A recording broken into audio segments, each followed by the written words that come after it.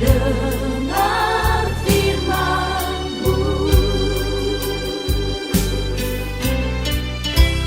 Ku siapkan hatiku Tuhan untuk dengar firman-Mu.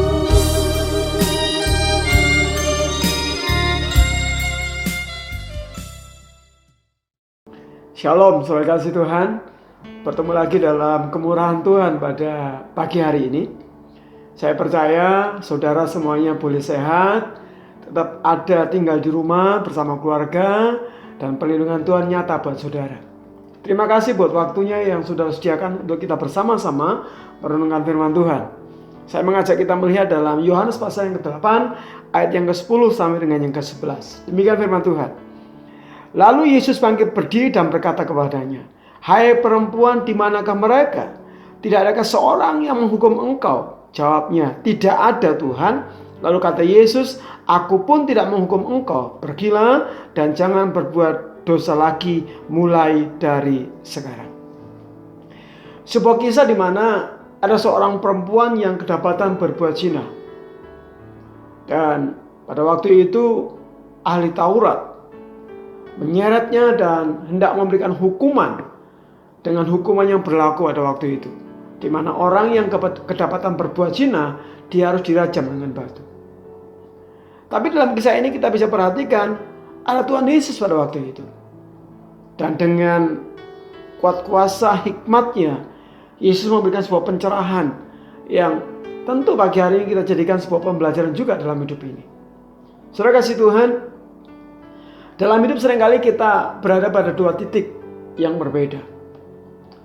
Ada waktunya saya, saudara berdiri pada titik seperti seorang perempuan yang berbuat dosa.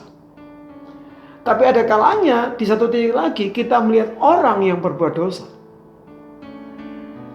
Sikap seperti apa yang kita harus perbuat? Sikap seperti apa yang harus kita lakukan?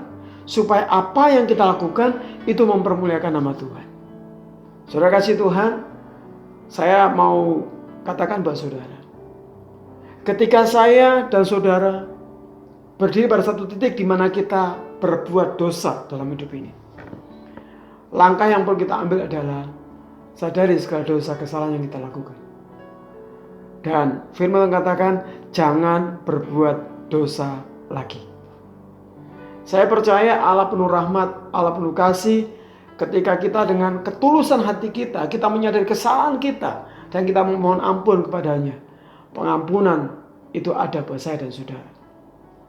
Sebaliknya, ketika kita berada pada satu titik di mana kita melihat orang yang berbuat dosa, sikap apa yang perlu kita lakukan? Yang Tuhan tekankan di sini adalah jangan berdiri sebagai orang yang menghakimi saudaramu yang telah berbuat salah. Yang paling bijak adalah kita harus bisa mengarahkan setiap orang yang berbuat salah kepada satu kebenaran tanpa ada penghakiman di sana. Ingat, kita bukan hakim buat orang yang berbuat salah. Tugas kita adalah memberikan arahan supaya setiap orang yang berbuat salah kita arahkan dan mereka tidak berbuat dosa lagi. Pada akhirnya perempuan ini dia melanjutkan hidupnya dengan kehidupan yang benar. Doa saya juga sama. Ketika kita melakukan sebuah kesalahan, ayo kita selesaikan dengan cara yang sesuai dengan Alkitab mau. Minta ampun sama Tuhan dan berbuatlah yang terbaik untuk hormat dan kemuliaan nama Tuhan. Dan bagi kita, ketika kita melihat orang yang berbuat salah, kasihi mereka, tuntun mereka dalam kebenaran. Dan saya percaya kuasa berkat Tuhan menyertai kita semuanya. Doa saya hari ini, setiap saudara diberkati oleh berkat Tuhan. Berjalanlah dalam kebenaran Tuhan, melangkah dalam kebenaran Tuhan, dan kasih setia Tuhan akan selalu ada buat bersama saudara. Tuhan Yesus memberkati kita semuanya. Amin. Karena salibmu ku hidup, karena salibmu ku menang. Engkau yang berkuasa sanggup untuk melakukan mujizat.